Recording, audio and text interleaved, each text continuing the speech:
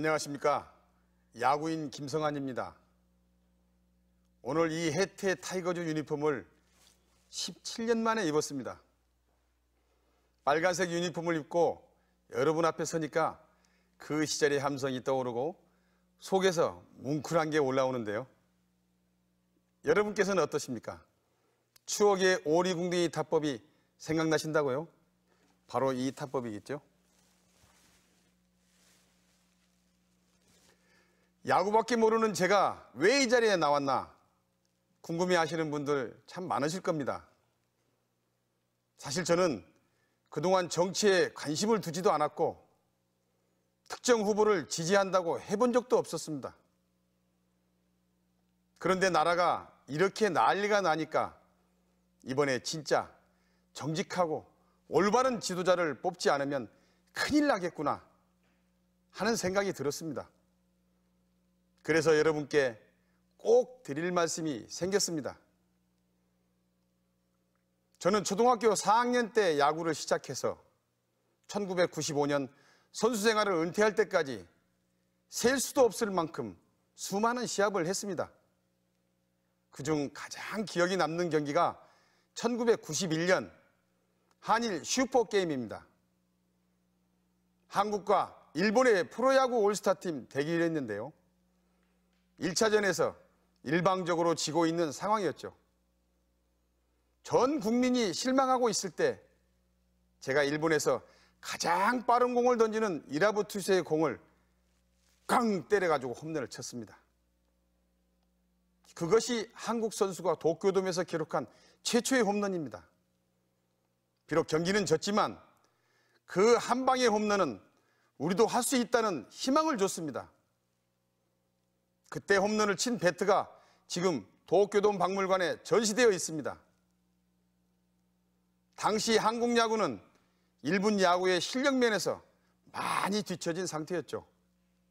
점수차가 났을 때 사실 저나 선수들은 이길 수 있을까 하는 그런 패배의식이 있었습니다. 하지만 그 한 방으로도 우리도 할 수 있다는 자신감을 가지게 됐습니다. 그런데 요즘 우리는 어떻습니까? 하면 된다가 아니라 해도 안 된다는 생각부터 합니다.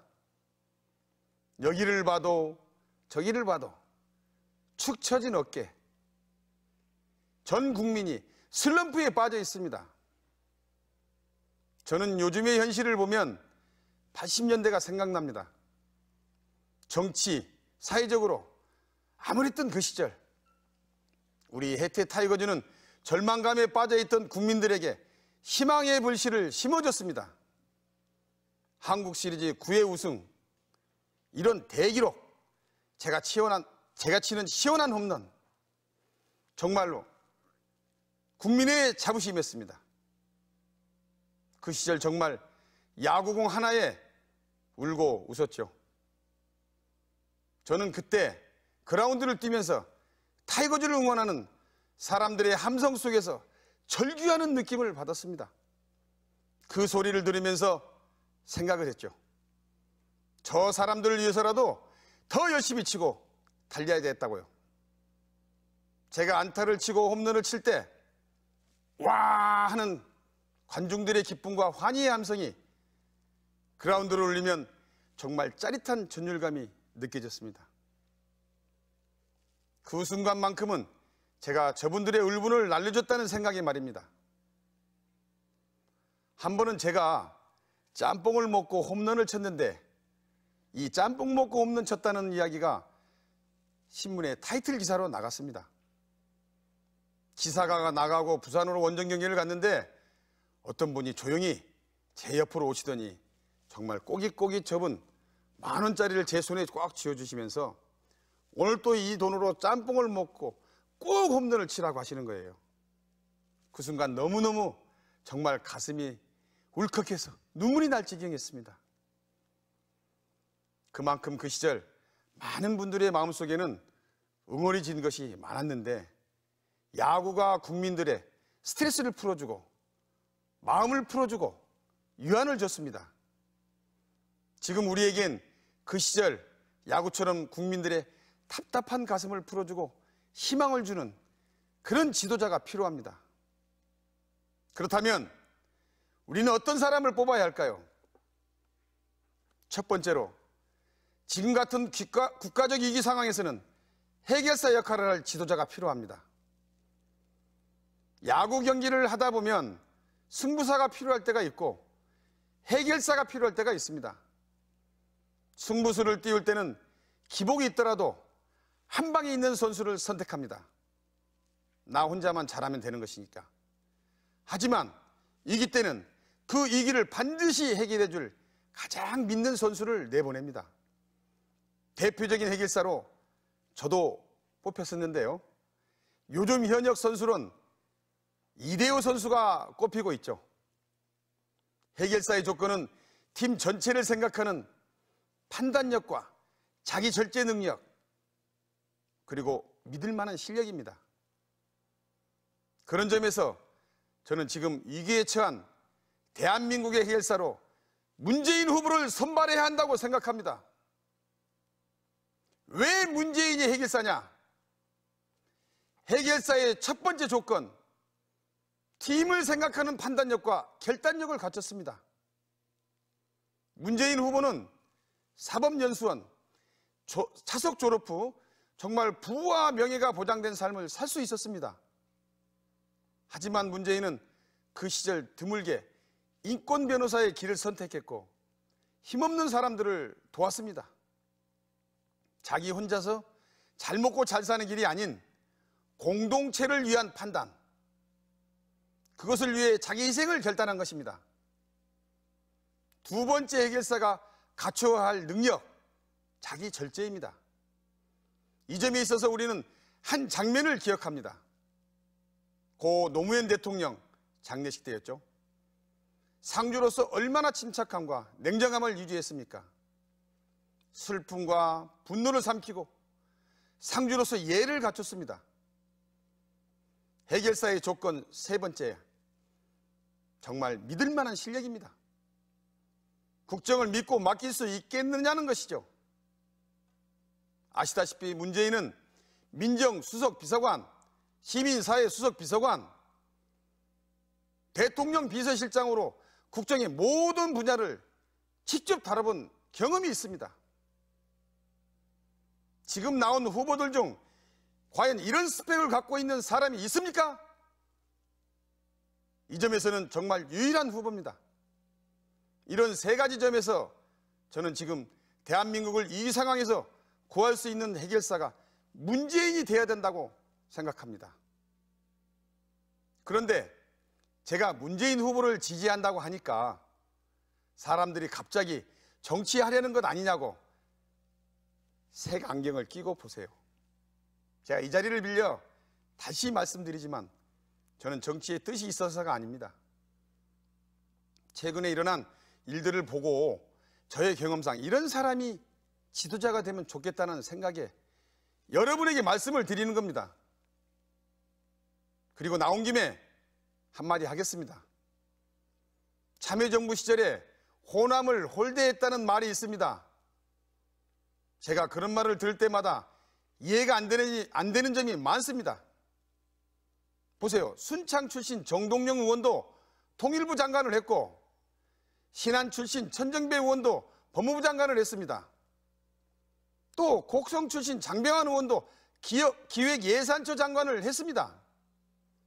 김영진 전 장관과 윤영관 전 장관도 물론 호남 사람입니다. 참여정부 시절에 호남 사람들을 홀대했다면 지금 이분들이 있었겠습니까? 누가 왜 이런 이야기를 하는지 참 정치가 참 비정한 것 같습니다. 다시 야구 얘기를 좀 해볼까 합니다. 저는 80년대에 야구를 하면서 가장 강해내야 살아남을 수 있다고 생각을 했습니다. 누구보다 강해지려 노력을 했고 그런 것들이 몸에 배였죠. 그것이 선수 생활 때는 필요했습니다. 그런데 감독이 되니까 달랐습니다. 선수를 이해하고 부드럽게 대해야 했는데 그걸 몰랐어요. 제 인생에서 가장 힘들었을 때가 기아 타이거즈 감독을 그만둘 때였습니다. 정말 죽고 싶은 심정이었죠. 저는 한 번도 실패를 모르고 이 감독 자리까지 왔습니다. 물론 어려움은 있었지만 노력을 통해서 실패를 하지 않고 그것을 극복해 왔습니다. 그런데 프로야구 감독 시절 계약 기간이 남아있는데도 경질을 당한 겁니다. 그때 그 심정 정말 주체를 못하겠더라고요. 너무너무 화가 났습니다. 내가 왜 이런 수모를 당해야 되느냐 하는 생각에 너무 힘들었습니다. 그런데 생각을 바꾸니까 마음이 편해지더라고요. 그동안 내가 앞만 보고 달려 주변 사람들을 못 봤구나. 내가 어려움을 겪고 나니까 다른 사람들도 이런 걸 겪었겠구나 반성하게 됐습니다. 그 과정에서 제가 깨달은 것 하나가 강하면 부러진다는 것입니다. 지금은 절망감과 패배주의에 아파하고 힘들어하는 국민들을 감싸 안고 함께 나아갈 수 있는 그런 지도자가 필요합니다. 그러려면 자신도 실패와 좌절을 경험해서 남의 마음을 생각할 줄 알아야 합니다. 제 경험상 눈물 젖은 빵을 먹어본 사람만이 그 의미를 아는 겁니다. 지금 우리에겐 목소리 크고 강하게만 나가는 용장보다 부드럽고 지혜가 있는 덕장과 지장이 필요합니다. 국민의 어려운 사정에 귀를 기울이고 눈을 맞추며 얘기를 들어주고 같이 눈물 흘릴 줄 아는 사람 누구겠습니까? 문재인밖에 더 있겠습니까? 국민 여러분, 지도자는 정말 중요합니다. 불과 몇 달 전 저뿐만 아니라 우리 국민 모두가 뼈저리게 느끼셨을 겁니다. 야구도 선수가 아무리 잘해도 감독을 잘못 만나면 그 경기는 지고 맙니다. 반대로 지도자를 잘 만나면 어떻게 될까요? 인생이 바뀝니다. 바로 저처럼요.